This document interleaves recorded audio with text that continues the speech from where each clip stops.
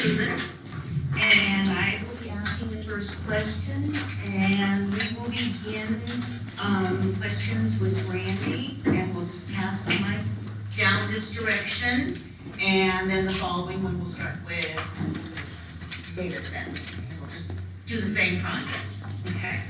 First question, and you get 2 minutes for this.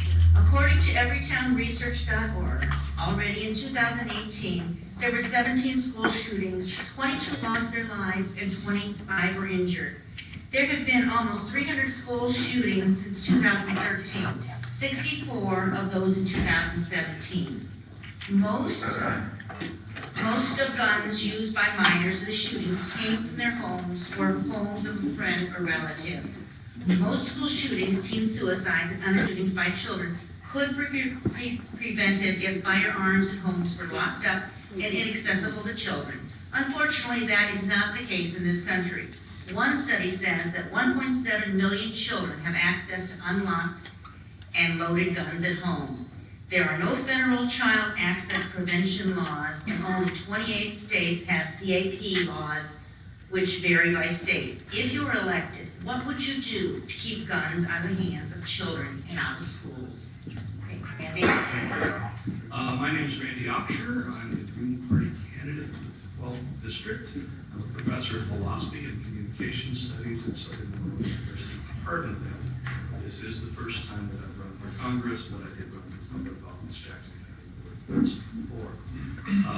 And I'm not going to burden you with any more information about me. There are brochures for all of us over there. This is a very difficult question because clearly the history and tradition of the United States is one in which gun ownership is regarded as very close to the center of our tradition. For that reason, I think it is extremely difficult to regulate what happens in private homes with regard to guns. Surely it's a tragedy that children get access to guns. I favor laws that encourage people to lock up their guns. However, I think we all understand that such laws are not the solution to the problem because they're not really enforceable. We're speaking about people's guns in their private homes, and I could not favor the invasion of the home for the enforcement of the law. For that reason, even though I don't think that our gun discussion in this country has been a sane one for a long time, we argue about the Second Amendment instead of arguing sensibly about guns. But for that reason, what I would favor is public awareness, and the federal government should have the same kind of raising awareness of gun safety in the home that they do with things like drunk driving and other sorts of responsibility issues. When it does tragically happen, I think the crime punishes itself, and so having stiff punishments for parents who don't lock up their guns is not a good idea. In my opinion, it won't solve the problem.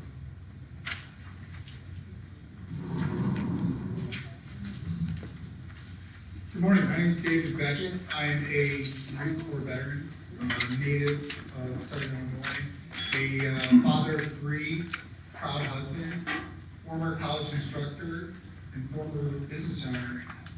And this question rings true to my heart because I have 3 children that are going to go to school every day for hopefully the next 20, 30 years. And we shouldn't have to worry about our kids going to school. And I do support stricter legislation on how we lock up our guns and how we store our guns. Because that was required of me as a Marine when I had a gun. I was required to lock it up, to maintain it, and to keep it responsibly. And we should expect the same of our citizenry. But that's just kind of the basis of this. The real truth is that we have not developed any type of common sense gun legislation. We are far beyond the rest of the world when it comes to how we look and feel about our gun rights and the Second Amendment. I am pro-humans before I am pro-Second Amendment. Now, we can be pro-Second Amendment responsibly, and we can do that through common sense legislation. We should have licensing. We should have registration. We should give reasons for purchasing a gun. We should have safety training, just like anybody in the military would have to do if they have a gun. We should require safe storage, and we should question the reason why people have the right to bear arms, meaning stricter background checks on their mental state. And on top of that, we should have a healthcare program, single-payer Medicare for all, that has mental health included in it, so that we no longer have to deal with mental health issues later on when these instances occur. Thank you. Hey, good afternoon. My name is Bert Kelly. I'm the state's attorney here in St. Clair County, and before that I was in the United States Navy. My family came to this area over 30 years ago because of Scott Air Force Base. This is my home. Southern Illinois is the reason I'm running. And this issue of gun violence, it's not an abstraction for me. Not just because like several folks up here have military experience, you know the danger of having been trained on how to handle a weapon properly. But the very first case that I had to go see an autopsy for, it was a murder case. This was in the first couple of weeks when I became a prosecutor. Was a kid who was 14 years old. And he was murdered, he was killed by a gun that was an illegal gun. And I will never forget, as they did that autopsy and they did their job, their forensic job of finding the evidence that we need to be able to prove the cause of death, I can never forget the sound of pulling that bullet out of a human body, out of a child, and hearing it bounce in the bowl where they collect the evidence, and seeing how powerful something so small is and how dangerous something so small is. And I know there's other questions that are going to be related to gun violence, but I've had to prosecute so many of these cases that deal with this issue. But I know the specific question was with regards to children having access and CAP laws. We have one in Illinois. I've had to enforce that law. They are difficult to enforce because of all the privacy issues that you talk about. But where there are folks who don't want to have any research into these issues, my feeling is that the federal government should be continued to allow to invest in technology that so specific people can only use a certain weapon. A child will not be able to use a weapon.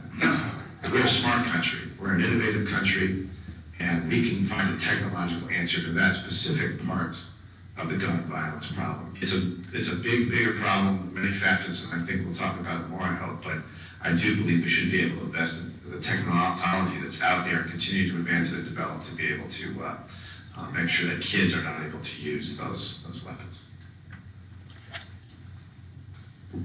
Hello, my name is Preston Nelson, and I'm a political novice. It's my first time doing anything like this. I'm not a polished public speaker, so I ask you all to bear with me, and I will try to enunciate and articulate the best of my ability. I am a libertarian. I'm running on the Republican ballot because the state of Illinois does not yet recognize the Libertarian Party or allow us fair access to ballots.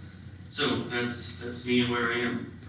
So just yesterday I heard a story about a young woman on a college campus. She actually held a concealed carry license, but because the campus was a gun-free zone, she followed the law and was therefore unarmed.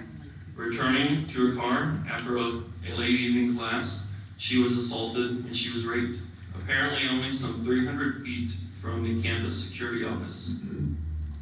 So her perpetrator went free. He was never caught, but shortly thereafter he ended up murdering someone else and was then apprehended. So this is a case where you can see had the person in the first case been able to defend themselves properly, then the rape, the murder would never have happened. So considering firearm legislation, we have to remember all the crimes that are prevented because of legally owned and carried firearms. A number of studies from 1995 and to 2004 agree that armed women and girls stop 450 rapes a day, 165,000 rapes a year, without firing a shot in most cases.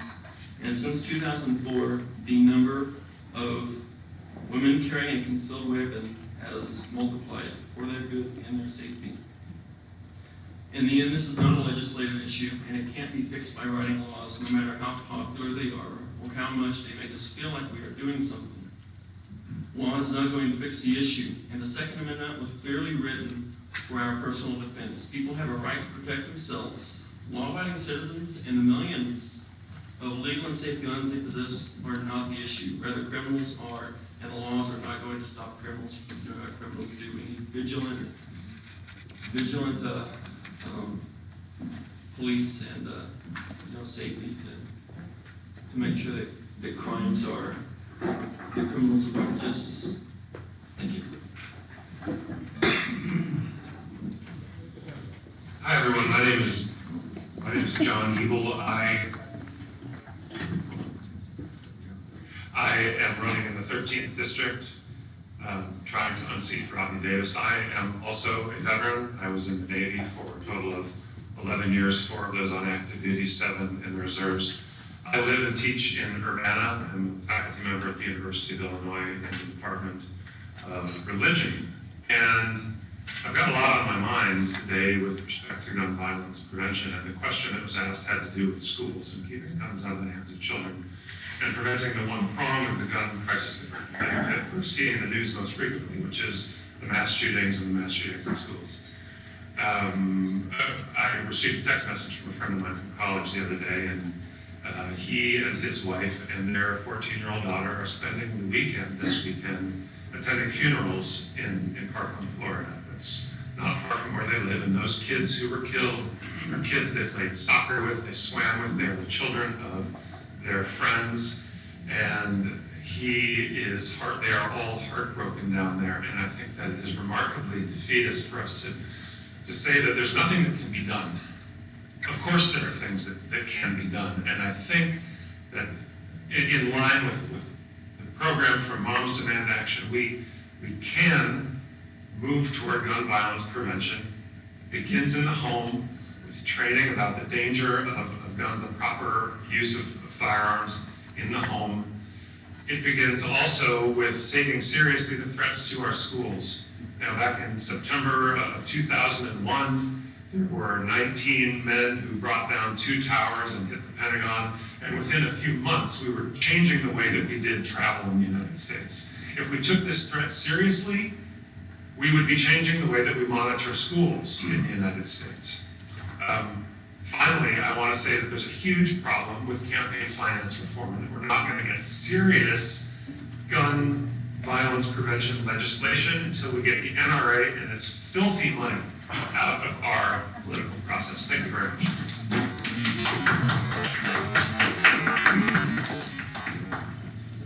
My name is Dr. David Gill, and I'm an old progressive Democrat running in Illinois 13.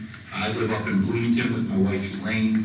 We have 3 sons and 3 daughters and 2 cats and a pair of rescue dogs.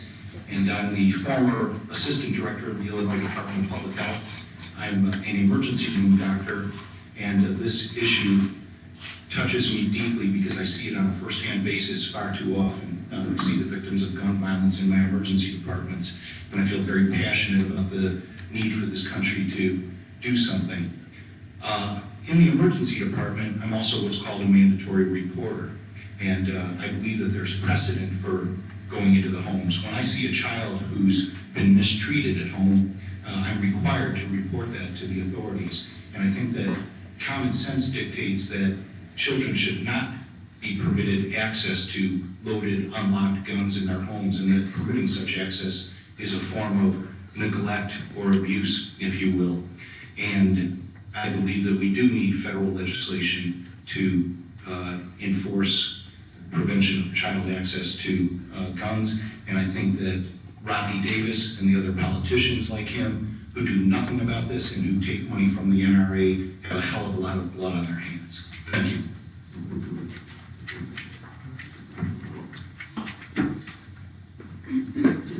I'm going to stand up because I am blocked by this for everybody over here. So, hi everyone. One, I want to say thank you so much for coming. The fact that you're taking an interest in our politics before a primary, I think, is a big deal. My name is Eric Jones. I live in Edwardsville. I have 2 young sons. I've been married for about 10 years, and I was born and raised in Centralia. I've spent most of my life in public service. I'm a former Illinois Assistant Attorney General and I'm a former Chief Investigative Counsel for the United States Senate. And throughout my career, I've been fighting against special interests.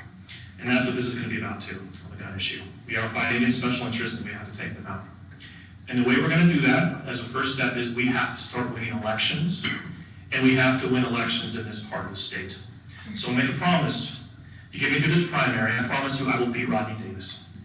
And I promise you I will hold a town hall anywhere in this state, in this district, at any time.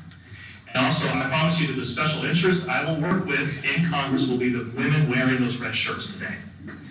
Because we have had a problem with the NRA and the gun lobby for too long, and they have been what's stopping us from getting something done. And to address this issue, we need to treat it as what it is, which is a health crisis. And we need to have the CDC get the opportunity to study this, to put out a report, and we can use that report to start passing laws.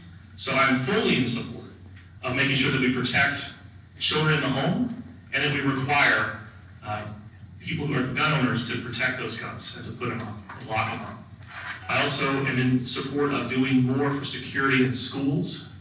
I think we do have to do more on common sense gun legislation, but I also think that we have to accept the fact that we have a security problem in our schools. I think that's something we need to take seriously, and we need to find the funding for it so that kids are not just sitting in their schools and just waiting for someone to show up and do what they did last week. And I think I'm out of time, but I'm ready for the next question, Cindy. Thank you. Hi, I'm Betsy Dirksen-Lonergan. I'm born and raised in Springfield, Illinois, and my husband Tom and I have raised our own 3 children there. Sorry. And we raised our own 3 children there. And I'm also in this race to unseat Rodney Davis. And when it comes to gun legislation, Rodney's the co-sponsor of the concealed carry reciprocity. That just took Illinois. Illinois has debated at length what we think is appropriate for our state. Rodney co-sponsored legislation that tells us, you know what, I think we know better than you. So in Illinois, we think that somebody, in order to carry a concealed weapon, should have live fire training, 16 hours.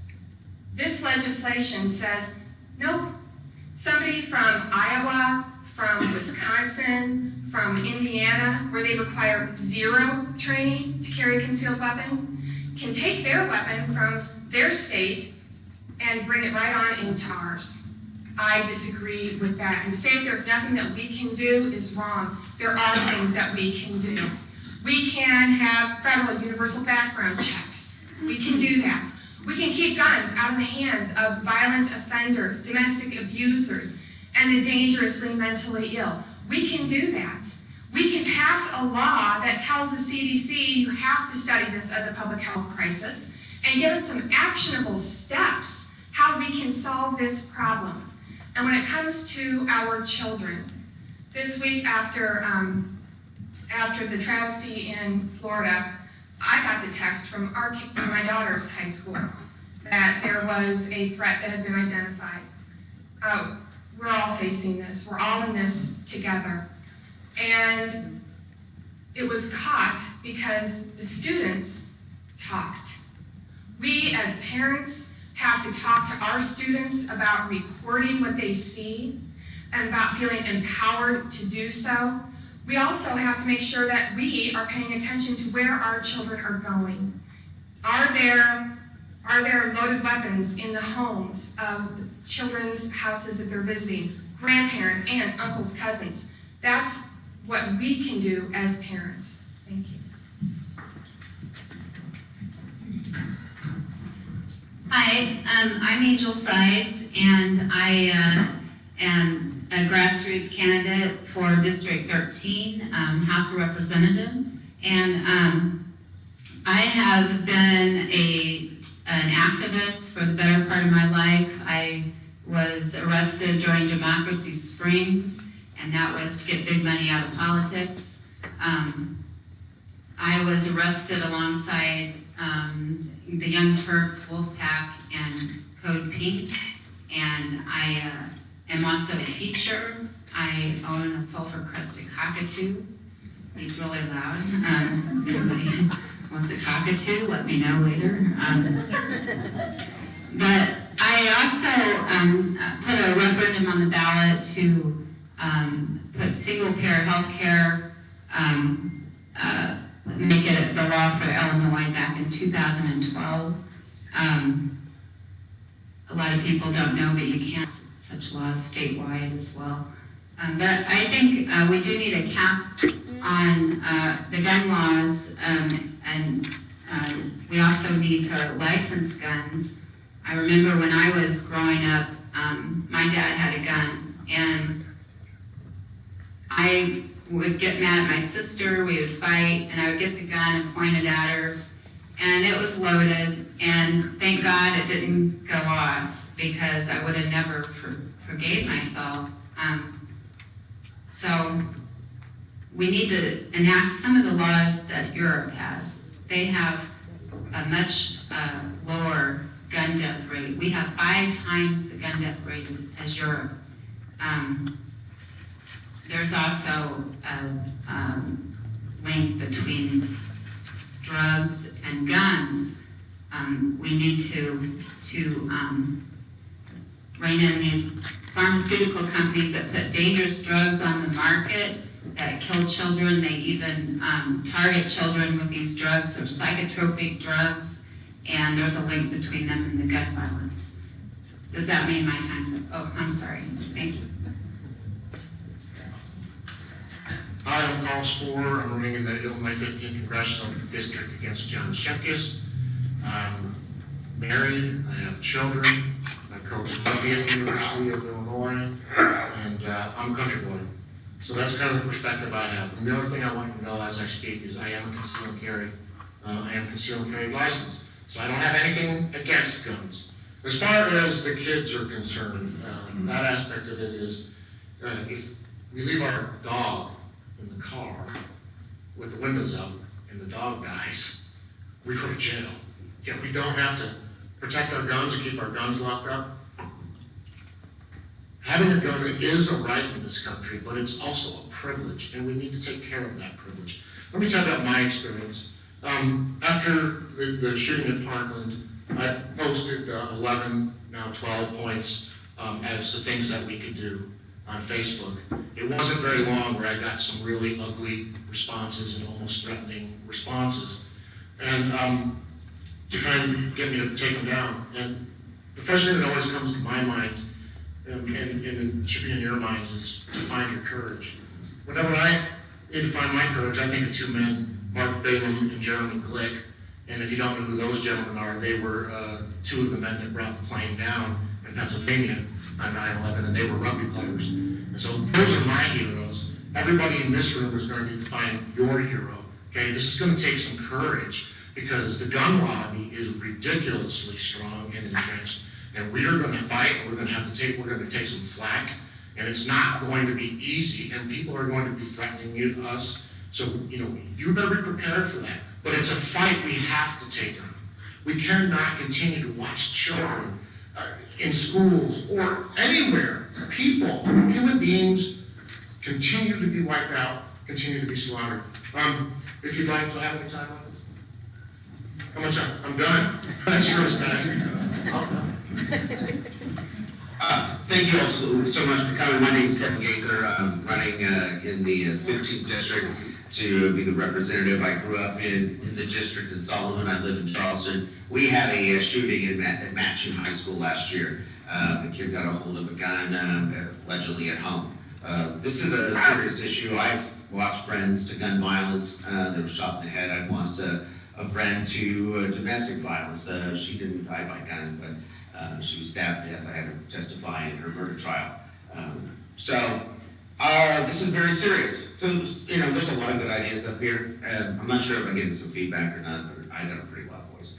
So, something that hasn't been mentioned is education, fully funding education. One of the things, the easiest ways to kind of counteract some of the problems with children is in getting that teacher student ratio down so that the kids have more one-on-one interaction with their teachers. So that teachers are the valve that can really protect those kids and know what's going on, and they can see the warning signs. We also need to fund mental health treatment and get more counselors into these schools and get them more active into the classroom and in the school so that they can see the warning signs as well. We need to be also focusing on healthcare and access to it throughout the district, because without actual psychiatrists, neurologists, therapists throughout the district, we're leaving families and children without the options of getting help. And also the cost of healthcare, prescription drugs are through the roof. So if we don't tackle these problems, we as a nation are failing our children. Beyond that, women, children are too often victims of violence. And I can't wait for the rest of the questions, and I'm so thrilled to be here. Thank you, Susan.